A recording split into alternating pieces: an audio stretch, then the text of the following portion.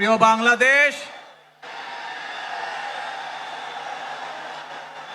উপস্থিত প্রিয় মুরব্বীবর্গ, মঞ্চে উপস্থিত জাতীয় নেতৃবৃন্দ, আমার সামনে উপস্থিত প্রিয় ভাই ও বোনেরা এবং মিডিয়ার মাধ্যমে সমগ্র বাংলাদেশ থেকে যারা দেখছেন এই অনুষ্ঠান, প্রিয় ভাই বোনেরা, প্রিয় মা বোনেরা, আসসালামু আলাইকুম। প্রিয় ভাই বোনেরা, আজ প্রথমেই আমি রাব্বুল আলামিনের দরবারে হাজারো লক্ষ কোটি শুকরিয়া জানাতে চাই। রাব্বুল আলামিনের অশেষ রহমতে আজ আমি আমার প্রিয় মাতৃভূমিতে ফিরে আসতে পেরেছি আপনাদের দোয়ায়। আপনাদের মাঝে প্রিয় ভাই বোনেরা, আমাদের এই প্রিয় মাতৃভূমি 1971 সালে লাখো শহীদের রক্তের বিনিময়ে অর্জিত হয়েছিল। ঠিক একইভাবে 75-এ আবার 7ই নভেম্বর আধিপত্যবাদীদের হাত থেকে রক্ষার জন্য সেদিন সিপাহী জনতার বিপ্লবের মাধ্যমে আধিপত্যবাদের হাত থেকে দেশকে রক্ষা করা হয়েছিল। একইভাবে পরবর্তীতে 90-এ স্বৈরাচারের বিরুদ্ধে এদেশের জনগণ, এদেশের খেটে খাওয়া মানুষ তাদের গণতান্ত্রিক অধিকারকে ছিনিয়ে এনেছিল, কিন্তু তারপরেও ষড়যন্ত্রকারীদের ষড়যন্ত্র থেমে থাকেনি। আমরা তারপর দেখেছি 2024 সালে, 71 সালে এই দেশের মানুষ যেমন স্বাধীনতা অর্জন করেছিল, 2024 সালে এদেশের ছাত্র জনতা সহ সর্বস্তরের মানুষ, কৃষক, শ্রমিক, গৃহবধূ, নারী, পুরুষ, মাদ্রাসার ছাত্র সহ দলমত নির্বিশেষে, শ্রেণী পেশা নির্বিশেষে সকল মানুষ সেদিন 2024 সালের 5ই আগস্ট এই দেশের স্বাধীনতা এবং সার্বভৌমত্বকে রক্ষা করেছিল। প্রিয় ভাই বোনেরা, আজ বাংলাদেশের মানুষ কথা বলার অধিকার ফিরে পেতে চায়, তারা তাদের গণতান্ত্রিক অধিকার ফিরে পেতে চায়। বাংলাদেশের মানুষ চায় তারা তাদের যোগ্যতা অনুযায়ী ন্যায্য অধিকার পাবে। প্রিয় ভাই বোনেরা, আজ আমাদের সময় এসেছে সকলে মিলে দেশ গড়ার। এই দেশে যেমন পাহাড়ের মানুষ আছে, এই দেশে একইভাবে সমতলের মানুষ আছে। এই দেশে মুসলমান, বৌদ্ধ, খ্রিস্টান, হিন্দু সহ বিভিন্ন ধর্মের মানুষ বসবাস করে। আমরা চাই সকলে মিলে এমন একটি বাংলাদেশ গড়ে তুলব আমরা, যেই বাংলাদেশের স্বপ্ন একজন মা দেখেন, অর্থাৎ একটি নিরাপদ বাংলাদেশ আমরা গড়ে তুলতে চাই। যে বাংলাদেশে একজন নারী, একজন পুরুষ, একজন শিশু যেই হোক না কেন নিরাপদে ঘর থেকে বের হলে নিরাপদে ইনশাআল্লাহ ঘরে আবার ফিরে আসতে পারে। প্রিয় ভাই বোনেরা, এই দেশের জনসংখ্যার অর্ধেক নারী, 4 কোটিরও বেশি তরুণ প্রজন্মের সদস্য, 5 কোটির মতন শিশু, 40 লক্ষের মতন প্রতিবন্ধী মানুষ রয়েছেন, কয়েক কোটি কৃষক, শ্রমিক রয়েছেন। এই মানুষগুলোর একটি প্রত্যাশা আছে এই রাষ্ট্রের কাছে, এই মানুষগুলোর একটি আকাঙ্ক্ষা আছে এই দেশের কাছে। আজ আমরা সকলে যদি ঐক্যবদ্ধ হই, আজ আমরা যদি সকলে প্রতিজ্ঞাবদ্ধ হই, তাহলে আমরা এই লক্ষ কোটি মানুষের সেই প্রত্যাশাগুলো পূরণ করতে পারি ইনশাআল্লাহ। প্রিয় ভাই বোনেরা, ৭১ সালে আমাদের শহীদরা নিজের জীবন উৎসর্গ করেছিলেন এই রকম একটি বাংলাদেশ গঠনের জন্য। বিগত 15 বছর স্বৈরাচারের বিরুদ্ধে শত শত হাজারো গুম খুনের শিকার হয়েছে শুধু রাজনৈতিক দলের সদস্য নয়, নিরীহ মানুষের প্রতিবাদ করতে গিয়ে অত্যাচার নির্যাতনের শিকার হয়েছে, জীবন দিয়েছে। 2024 সাল মাত্র সেদিনের ঘটনা। কিভাবে আমরা দেখেছি আমাদের তরুণ প্রজন্মের সদস্যরা কিভাবে নিজের জীবন উৎসর্গ করেছে দেশের এই স্বাধীনতা এবং সার্বভৌমত্বকে রক্ষা করার জন্য।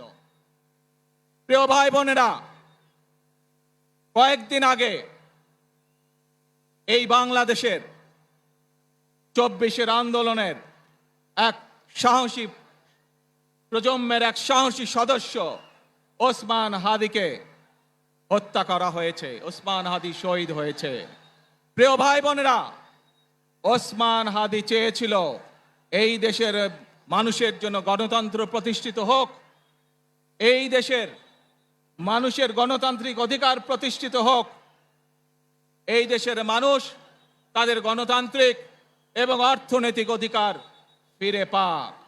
আজ 24-এর আন্দোলনে যারা শহীদ হয়েছেন, ওসমান হাদি সহ 71-এ যারা শহীদ হয়েছেন, বিগত স্বৈরাচারের সময় বিভিন্নভাবে খুন গুমের শিকার হয়েছেন, এই মানুষগুলোর রক্তের ঋণ যদি শোধ করতে হয়, আসুন আমরা আমাদের সেই প্রত্যাশিত বাংলাদেশ গড়ে তুলব, যেখানে আমরা সকলে মিলে কাজ করব, যেখানে আমরা সকলে মিলে আমাদের প্রত্যাশিত বাংলাদেশকে গড়ে তুলব। প্রিয় ভাই বোনেরা, বিভিন্ন আধিপত্যবাদ শক্তির গুপ্তচরেরা বিভিন্নভাবে ষড়যন্ত্রে এখন লিপ্ত রয়েছে। আমাদেরকে ধৈর্যশীল হতে হবে, আমাদেরকে ধৈর্য ধারণ করতে হবে। বিশেষ করে তরুণ প্রজন্মের যে সদস্যরা আছেন, আপনারাই আগামী দিন দেশকে নেতৃত্ব দিবেন, দেশকে গড়ে তুলবেন।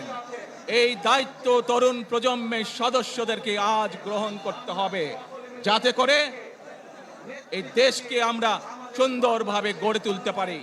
শক্ত ভিত্তির উপরে, গণতান্ত্রিক ভিত্তি, শক্তিশালী অর্থনৈতিক ভিত্তির উপরে যাতে এই দেশকে আমরা গড়ে তুলতে পারি। প্রিয় ভাই বোনেরা, আমার সাথে আজকে মঞ্চে এখানে বহু জাতীয় নেতৃবৃন্দ বসে আছেন। আসুন আজকে আমরা দুহাত তুলে আল্লাহর দরবারে দোয়া করে আল্লাহর রহমত আমরা চাই।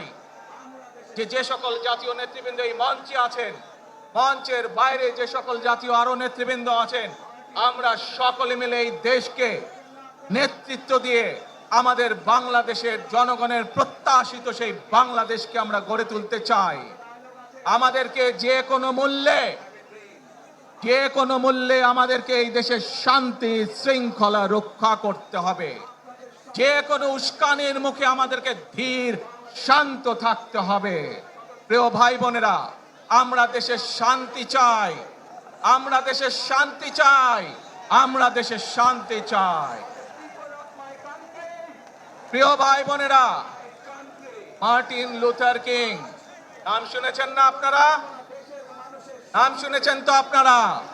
মার্টিন লুথার কিং, তার একটি বিখ্যাত ডায়লগ আছে, আই হ্যাভ এ ড্রিম।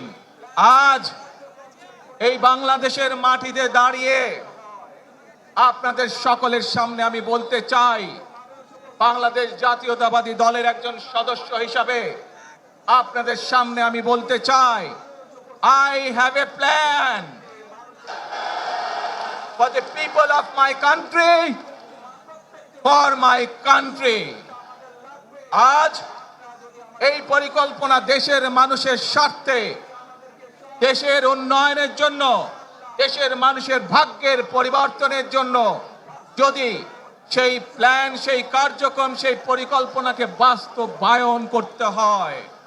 প্রিয় ভাই বোনেরা, এই জনসমুদ্রে যত মানুষ উপস্থিত আছেন, এই সারা বাংলাদেশে গণতন্ত্রের শক্তি যত মানুষ উপস্থিত আছেন, প্রত্যেকটি মানুষের সহযোগিতা আমার লাগবে। প্রত্যেকটি মানুষের সহযোগিতা আমাদের লাগবে। আপনারা যদি আমাদের পাশে থাকেন, আপনারা যদি আমাদেরকে সহযোগিতা করেন, ইনশাআল্লাহ আমরা আই হ্যাভ এ প্ল্যান বাস্তবায়ন করতে সক্ষম হব। আসুন আমরা আল্লাহ রব্বুল আলামিনের দরবারে হাত তুলে প্রার্থনা করি, আমরা জানো হে রব্বুল আলামিন, হে একমাত্র মালিক, হে একমাত্র পরওয়ারদিগার, হে একমাত্র রহমত দানকারী, হে একমাত্র সাহায্যকারী। আজ আপনি যদি আমাদেরকে রহমত দেন, তাহলে আমরা এই দেশের মানুষ কঠোর পরিশ্রম করার মাধ্যমে আমাদের প্রত্যাশিত বাংলাদেশকে গড়ে তুলতে পারবো। আজ যদি আল্লাহর রহমত এই দেশ এবং এই দেশের মানুষের পক্ষে থাকে, আল্লাহর সাহায্য, আল্লাহর দয়া এই দেশের মানুষের উপরে, এই দেশের উপরে থাকে, ইনশাআল্লাহ আমরা আমাদের প্রত্যাশিত বাংলাদেশ গড়ে তুলতে সক্ষম হব। প্রিয় ভাই বোনেরা, আজ আসুন আমরা সকলে মিলে প্রতিজ্ঞা করি, আমরা সকলে মিলে প্রতিজ্ঞা করি যে ইনশাআল্লাহ আগামী দিনে দেশ পরিচালনার দায়িত্বে যারা আসবে, আমরা সকলে নবী করিম সাল্লাল্লাহু আলাইহি সাল্লামের যে ন্যায়পরায়ণতা, সেই ন্যায়পরায়ণতার আলোকে আমরা দেশ পরিচালনার সর্বোচ্চ চেষ্টা করব। প্রিয় ভাই বোনেরা, আজ আপনারা জানেন এখান থেকে আমি আমার মা দেশনেত্রী খালেদা জিয়ার কাছে যাব। একটি মানুষ, যে মানুষটি এই দেশের মাটি, এই দেশের মানুষকে নিজের জীবনের থেকেও বেশি ভালোবেসেছেন, তার সাথে কি হয়েছে আপনারা প্রত্যেকটি মানুষ সে সম্পর্কে অবগত আছেন। সন্তান হিসাবে আপনাদের কাছে আমি চাইবো, আজ আল্লাহর দরবারে আপনারা দোয়া করবেন যাতে আল্লাহ ওনাকে তৌফিক দেন, উনি যাতে সুস্থ হতে পারেন। প্রিয় ভাই বোনেরা, সন্তান হিসাবে আমার মন আমার মায়ের বিছানার পাশে পড়ে আছে সেই হাসপাতালের ঘরে, কিন্তু সেই মানুষটি যাদের জন্য জীবনকে উৎসর্গ করেছে, অর্থাৎ আপনারা এই মানুষগুলোকে, যাদের জন্য দেশনেত্রী খালেদা জিয়া জীবন উৎসর্গ করেছেন নিজের জীবন, সেই মানুষগুলোকে আমি কোনোভাবেই ফেলে যেতে পারি না। এবং সেজন্যই আজ হাসপাতালে যাবার আগে আপনাদের প্রতি সহ টেলিভিশনগুলোর মাধ্যমে যারা সমগ্র বাংলাদেশে আমাকে দেখছেন, আপনাদের সকলের কাছে কৃতজ্ঞতা প্রকাশ করার জন্য আজ আমি এখানে দাঁড়িয়েছি আপনাদের সামনে। প্রিয় ভাই বোনেরা, আসুন আমাদেরকে আজকে নিশ্চিত করতে হবে, আমরা যে ধর্মের মানুষ হই, আমরা যে শ্রেণীর মানুষ হই, আমরা যে দলেরই রাজনৈতিক দলের সদস্য হই অথবা একজন নির্দলীয় ব্যক্তি হই, আমাদেরকে নিশ্চিত করতে হবে যে কোনো মূল্যে আমরা আমাদের এই দেশের শান্তি শৃঙ্খলাকে ধরে রাখতে হবে। যে কোনো মূল্যে যে কোনো বিশৃঙ্খলাকে পরিত্যাগ করতে হবে। যে কোনো মূল্যে আমাদেরকে নিশ্চিত করতে হবে যাতে মানুষ নিরাপদ থাকতে পারে। শিশু হোক, নারী হোক, পুরুষ হোক, যে কোনো বয়স, যে কোনো শ্রেণী, যে কোনো পেশা, যে কোনো ধর্মের মানুষ যেন নিরাপদ থাকে, এই হোক আমাদের চাওয়া আজকে। প্রিয় ভাই বোনেরা, আসুন প্রিয় ভাই বোনেরা, সবাই মিলে আজ আমরা প্রতিজ্ঞাবদ্ধ হই, সবাই মিলে করব কাজ। জোরে আরো, সবাই মিলে করব কাজ, করব মোদের বাংলাদেশ। ইনশাআল্লাহ আপনাদের সকলের কাছে দোয়া আছে, আবারও সকলকে যে কোনো মূল্যে দেশে শান্তি শৃঙ্খলা রক্ষার আহ্বান জানিয়ে যে কোনো বিশৃঙ্খলাকে পরিহার করে ধৈর্যের সাথে মোকাবেলা করার আহ্বান জানিয়ে আমার বক্তব্য শেষ করছি। আবারও আপনাদের কাছে কৃতজ্ঞতা প্রকাশ করছি আজকে আমাকে এইভাবে বরণ করে নেওয়ার জন্য। আল্লাহ হাফেজ। বাংলাদেশ জিন্দাবাদ, বাংলাদেশ জাতীয়তাবাদী দল জিন্দাবাদ। আসসালামু আলাইকুম।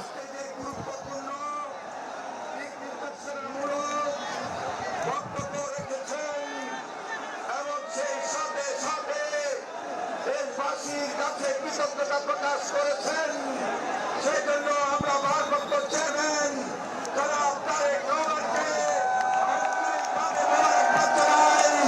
ধন্যবাদ জানাই, সংগ্রামী সালাম জানাই, শুভেচ্ছা জানাই, আমরা অভিনন্দন জানিয়ে স্লোগান দিচ্ছি তারেক রহমানের সংগ্রাম,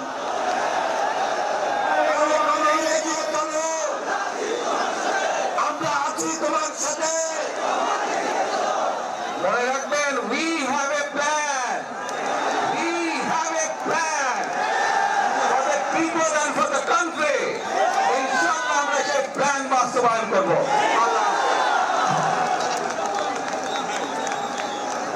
ওই নেতা আছে, সবাইকে দু হাত ধরে বলতে হবে নেতা আছে, ওই সেই নেতা তারেক রহমান, তারেক রহমান, তারেক রহমান, তারেক রহমান, তারেক রহমান, তারেক রহমান, তারেক রহমান, তারেক রহমান, তারেক রহমান, তারেক রহমান, তারেক রহমান, তারেক রহমান, তারেক রহমান, তারেক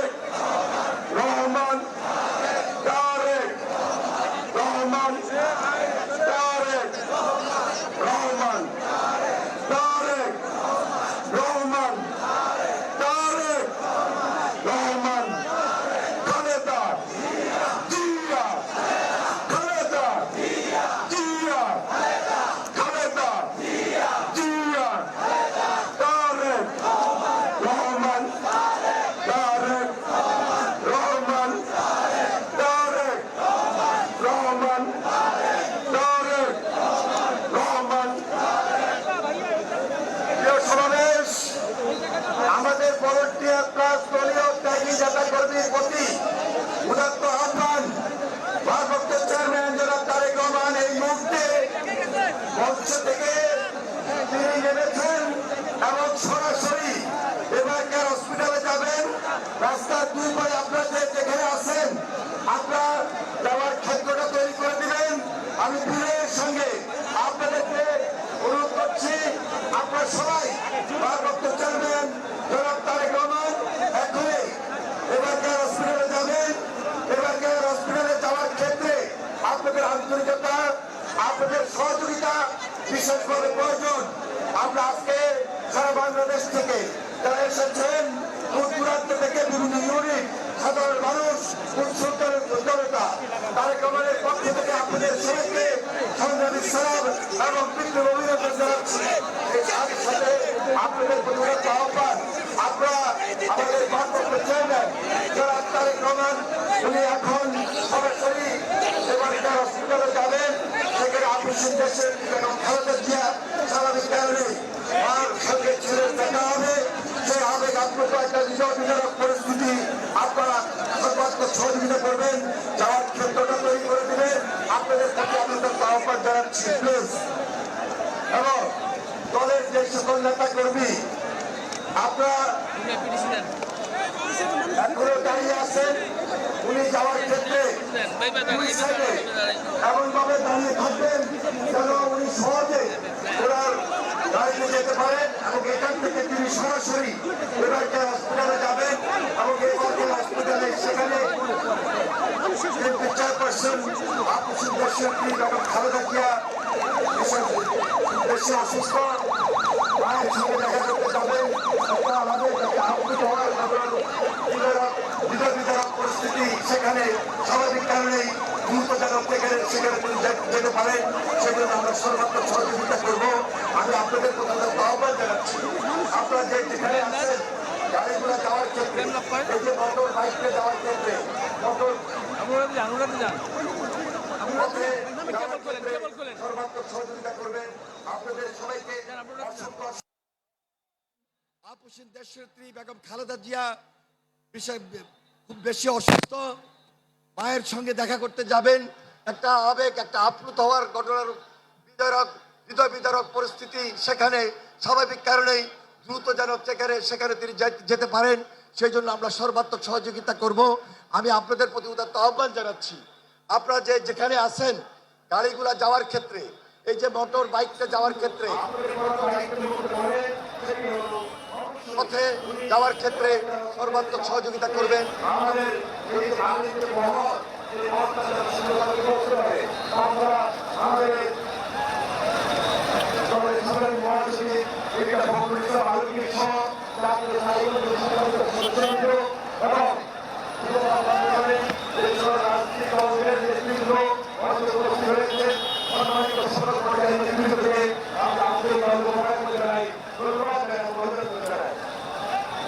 ঠিক 16 মিনিটের মতো বক্তব্য দিয়েছেন তারেক রহমান। আমরা 3:58-তে শুরু করেছিলেন শুনছিলাম, এবং তার বক্তব্যের মূল অংশ যদি আমি বলি, বাংলাদেশের কথাই তিনি কিন্তু বেশি বলেছেন। বাংলাদেশকে নতুন করে গড়ে তোলার কথা বলেছেন, এবং তার একটা ডায়লগ তিনি দিয়েছেন যে আই হ্যাভ এ প্ল্যান।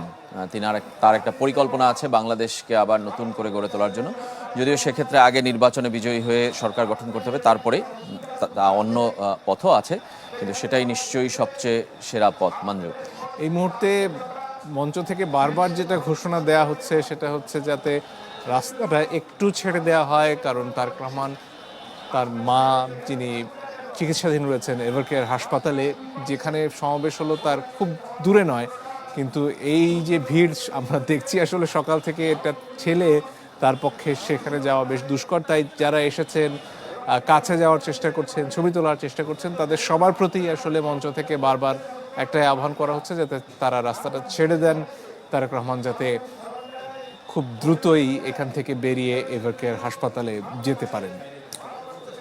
এবং এখনও আমরা দেখছি তিনি মঞ্চের সঙ্গেই যে সিঁড়ি সেখানেই অপেক্ষা করছেন। নিরাপত্তা কর্মীরা কিন্তু দুই দিকের ভিড় ঠেলে মাঝখান দিয়ে একটা রাস্তা তৈরির চেষ্টা করছেন। যদিও ভক্ত, সমর্থক কিংবা অনুসারী, নেতা, কর্মী সবাই কিন্তু এক ঝলক সামনে থেকে তারেক রহমানকে দেখতে যাচ্ছেন, হাত মেলাতে যাচ্ছেন, ছবি তুলতে যাচ্ছেন। সেই ভিড় ঠেলে আসলে কতক্ষণ সময় লাগবে তারেক রহমানের